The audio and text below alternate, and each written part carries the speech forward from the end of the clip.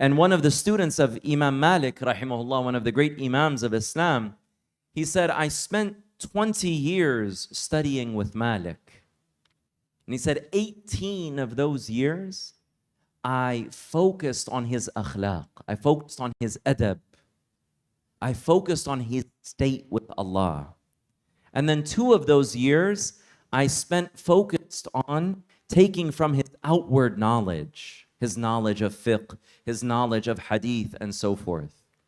And then he said, I wish I spent those 2 years taking from his adab and akhlaq. Because outward knowledge, there's a lot of people who are very knowledgeable and who might have access, might be people of fatwa and people of technical sciences, and which is extremely important. Don't get me wrong.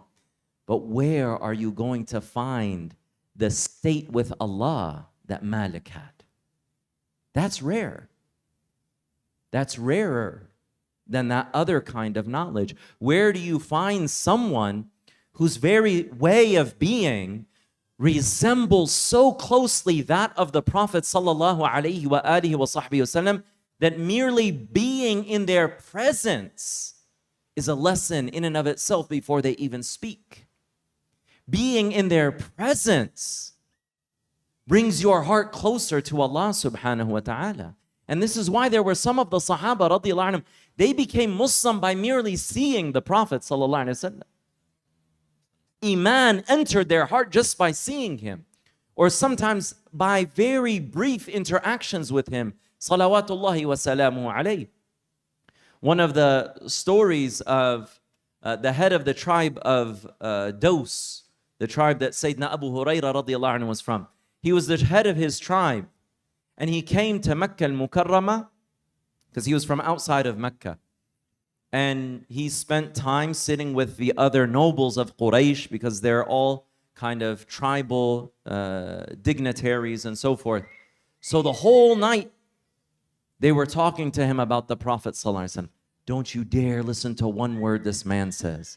If you even talk to him one time, he's going to put a spell on you. And this, that, and the other. He said, the whole night, they got me really scared. And then they were giving people like cotton and things that they put in their ears. If you see him, put this in your ears. Don't let him even speak to you. So then he said, the next day I went to the Kaaba and I saw the Prophet ﷺ, and I put the stuff in my ears. And he said, and he was praying there, and he was making dua, or whatever it might have been that in that particular time the Prophet ﷺ was doing. And he said to himself, he said, listen, I've come across some magicians and people who do kind of sorcery and sleight of hand. And even, a'udhu billah, you get a very negative feeling. Those people, they have a way about them that is very dark. And it's like toxic for your soul. So he saw the Prophet sallallahu alaihi wasallam praying there at the Kaaba, worshiping Allah. He said, man, this is beautiful.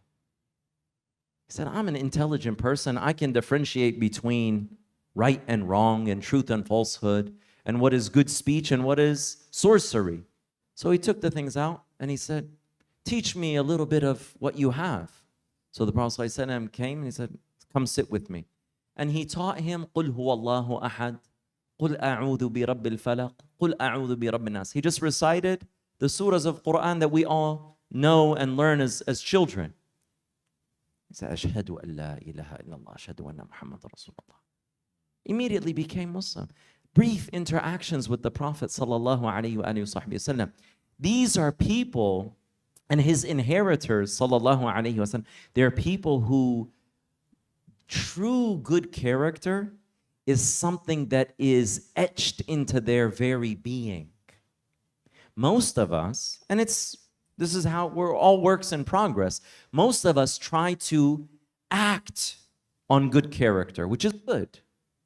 But for them, it's something that's already part of the fabric of their being.